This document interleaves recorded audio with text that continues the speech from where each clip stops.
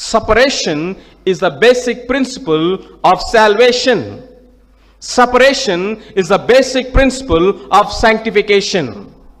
రక్షణలోనే దేవుడు వేరుపరచడం అనేది ఉంది.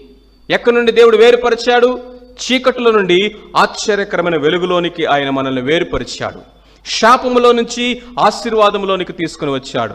మరణములో నుంచి జీవములోనికి తీసుకుని వచ్చాడు. అంధకార సంబంధమైనటువంటి అధికారముల నుండి ఆయన కుమారుని యొక్క రాజ్యంలోనికి మనల్ని తీసుకుని వచ్చాడు. ఇదిగో దేవుని ఎరగనటువంటి ప్రజలుగా, మనము దూరస్తులుగా, ఆయనకి శత్రువులుగా, ఆయన ఎరగని స్థితిలో ఉన్నటువంటి మనల్ని, బానిసలుగా ఉన్నటువంటి వారిని కుమారులుగా ఆయన మనల్ని స్వీకరించాడు. సో వీటన్నిటిలో మనం ఏం చూస్తా ఉన్నామంటే, వెలుగును చీకటిని వేరుపరిచాడు, నీతిని దుర్నీతిని ఆయన సపరేట్ చేశాడు.